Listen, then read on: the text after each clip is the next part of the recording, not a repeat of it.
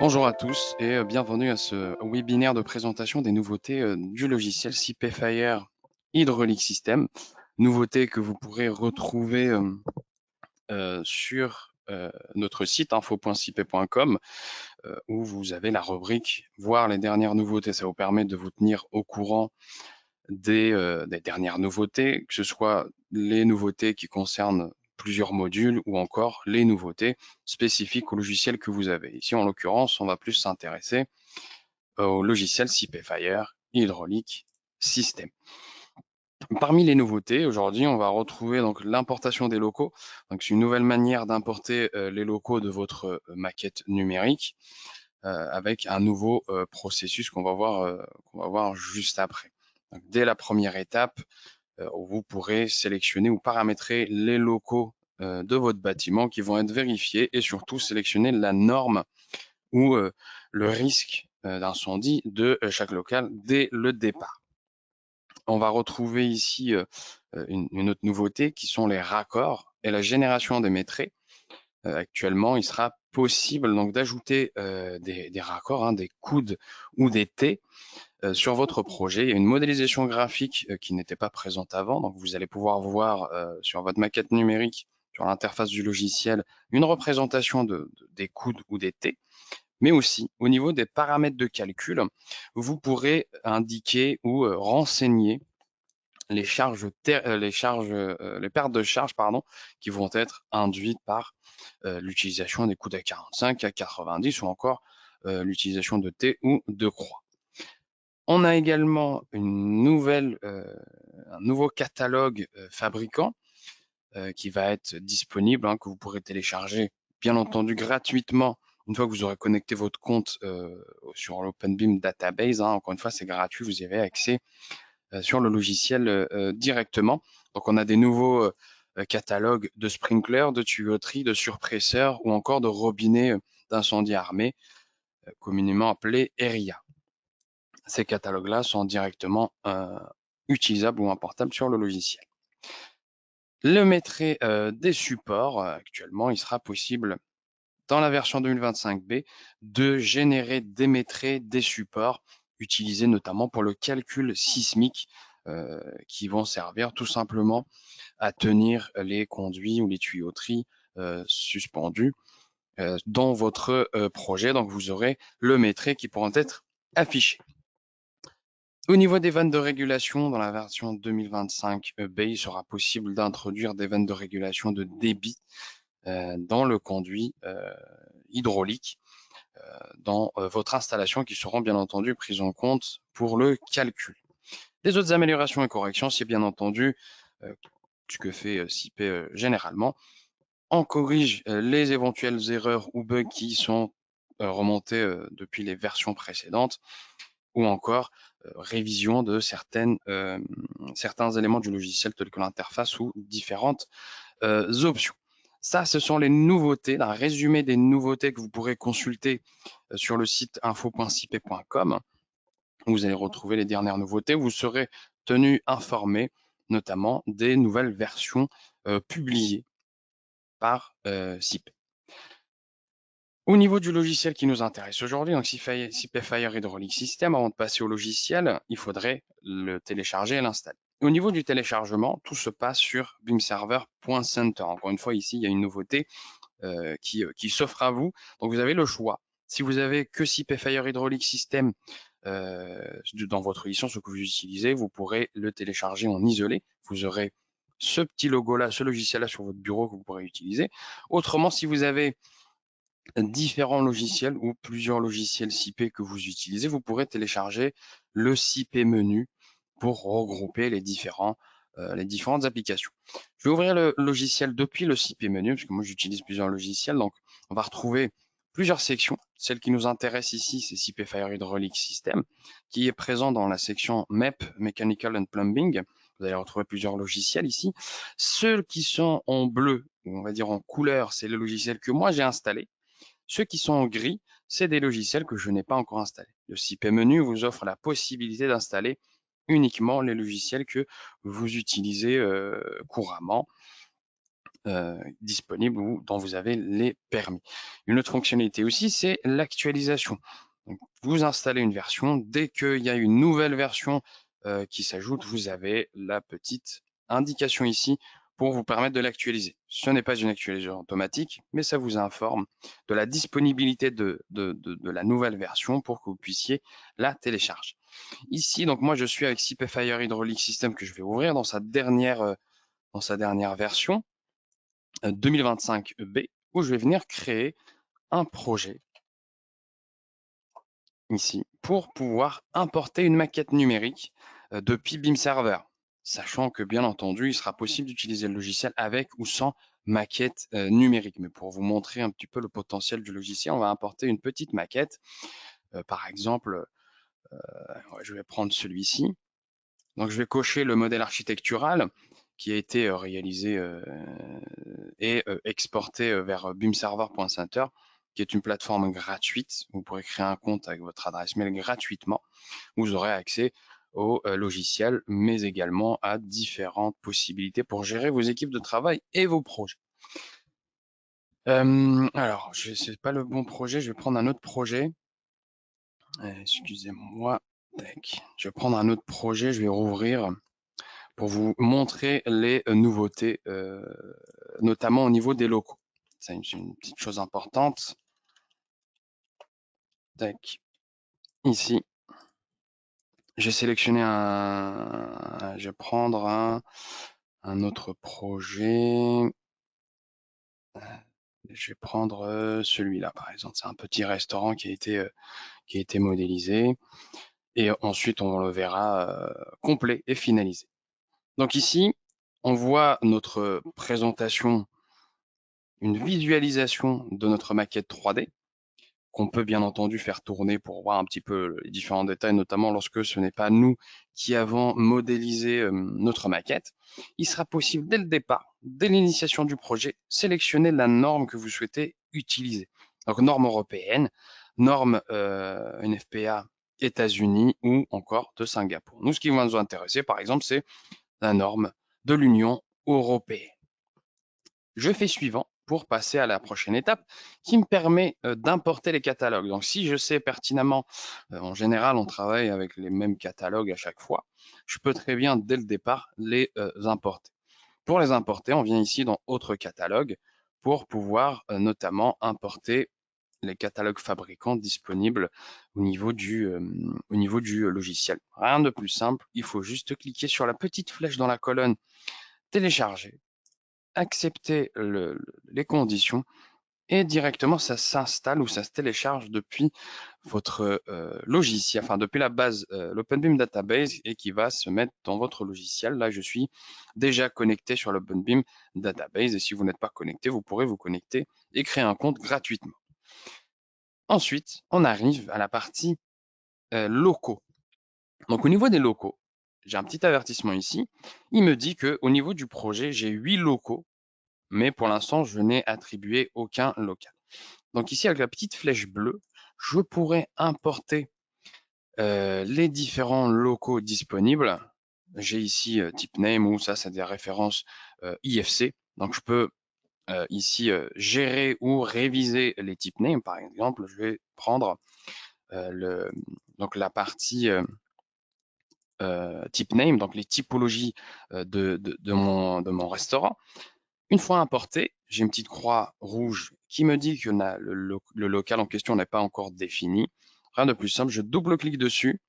Je peux modifier les références, mais ça, il faut le faire dans la maquette. Et là, je peux définir la vérification qui va être réalisée au niveau de mon projet. Par exemple, je peux sélectionner un risque moyen pour ma salle de restauration. Pour la cuisine, je peux mettre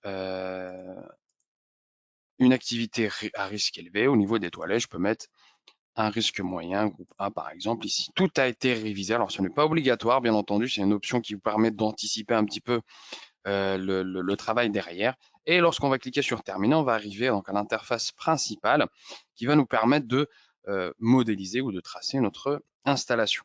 Donc là, on va plutôt se concentrer donc sur les nouveautés. Donc les nouveautés, donc on a vu l'attribution des locaux. Au niveau des options générales, donc on va retrouver les différentes options qui vont nous permettre de conditionner le calcul ou encore le dimensionnement. Les vérifications à réaliser qu'on va retrouver ici avec à chaque fois donc les conditions à valider, que ce soit pour les options de calcul, les vérifications à réaliser pour les sprinklers ou encore pour les ERIA. Bien entendu, vous avez la main sur toutes ces données-là pour les adapter aux vérifications que vous souhaitez réaliser.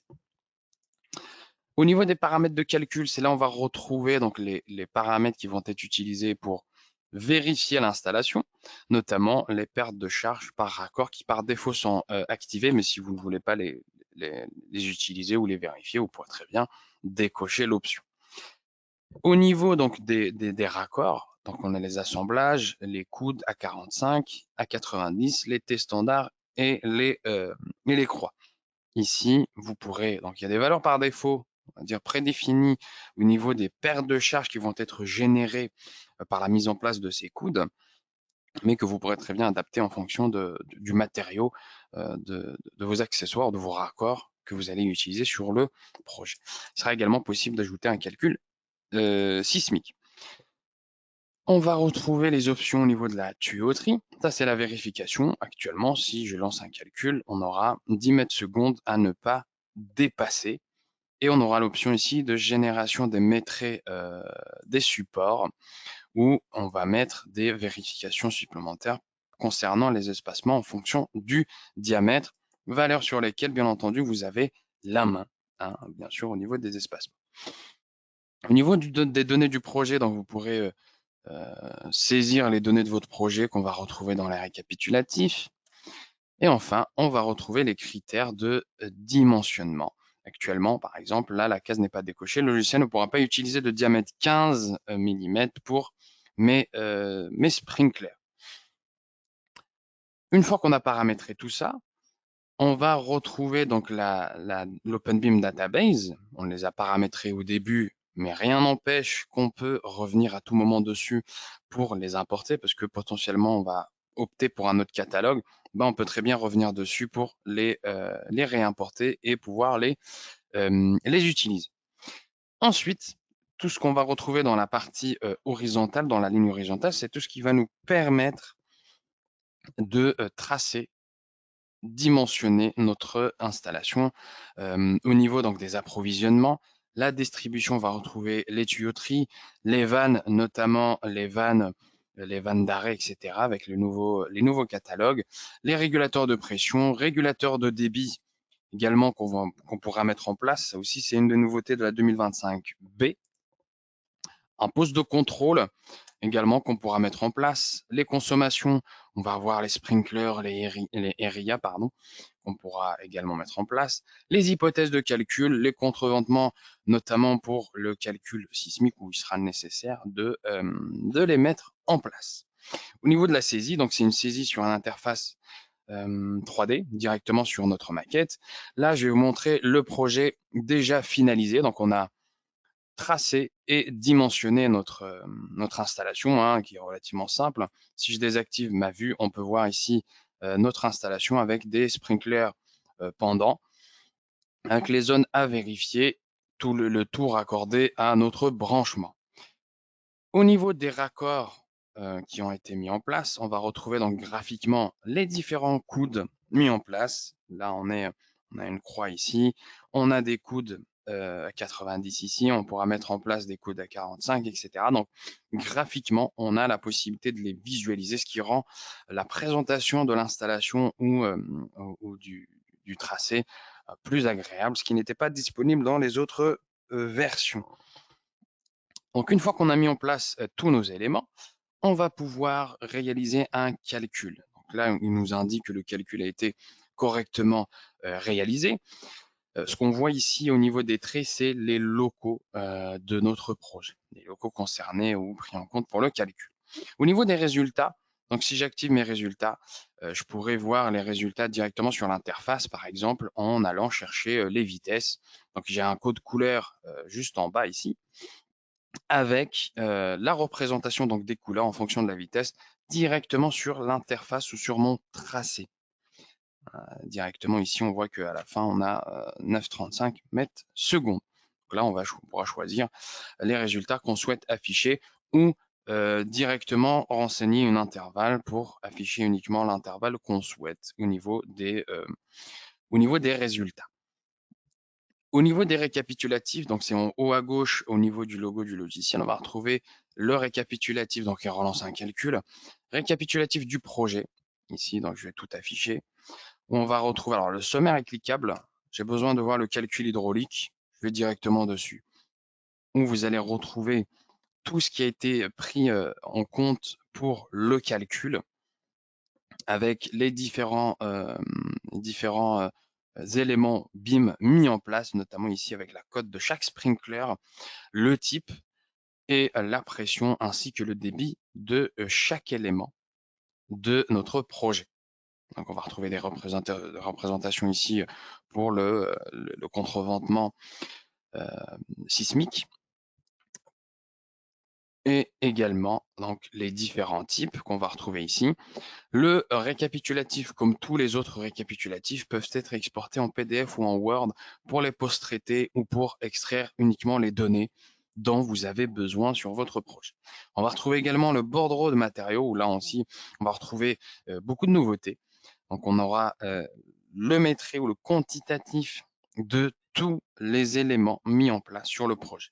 Les sprinklers, on en a 36 par exemple. Les tuyauteries, on aura pour chaque diamètre la quantité en mètres. Je sais que pour le diamètre 40 mm, ici, j'ai 60 mètres de longueur. On aura les supports utilisés pour le contreventement pour le calcul sismique, avec à chaque fois donc la quantité. Pour les 40 mm, j'ai 14 supports. On aura les colliers utilisés. Donc ici, on va avoir des colliers 65 mm, on en aura 3 sur le projet. Les bases de renfort, les ancrages. On va également retrouver les raccords. Donc, on a mis en place des raccords, donc des coudes à 90, ou encore des croix, des T. On va retrouver la quantité ici. Je sais que sur mon projet, j'ai des coudes 90 avec un diamètre nominal de 65. J'en ai 2 sur le projet. Donc, j'ai directement la possibilité de les voir ici. Pareil, d'exporter mon projet, le récapitulatif, pardon, en PDF ou en Word pour extraire les données ou encore ajouter des captures derrière mon projet. Il serait également possible d'ajouter, de générer des plans ici, en sélectionnant la vue, en choisissant de générer des images vectorielles ou pas, etc. Donc, ça permet d'avoir des plans, en plus de tous les récapitulatifs, plans qui peuvent être au format DWG, PDF, Word, que vous pourrez exporter sur vos projets. Donc là, la vue 3D, on peut l'orienter, on peut la déplacer telle qu'on veut. On aura les diamètres, on peut afficher les longueurs, les index de chaque sprinkler mis en place sur le projet. Enfin, on va retrouver ici l'onglet estimatif où on va extraire de manière automatique toutes les quantités qu'on vient de voir au niveau des bordereaux de matériaux. Ça se fait de manière automatique, où là, on va venir associer une banque de prix pour avoir une estimation de l'installation mis en place en ajoutant la main-d'œuvre, etc., pour avoir l'estimatif du projet. Une fois que j'ai tout modélisé, je vais remettre la vue 3D que je mets en transparence ici. Une fois qu'on a tout modélisé, on a la possibilité de l'exporter sur BIM Server pour le partager à son client ou encore à différents collaborateurs qui pourront consulter les éléments mis en place sur le projet. Donc, voici un petit tour des nouveautés mis en place sur CPFire hydraulique. Et pour rappel, nouveautés que vous pourrez retrouver sur notre site info.cip.com pour vous tenir informé des nouvelles versions ou encore de chaque nouveauté des logiciels CIP. Merci à vous et à bientôt.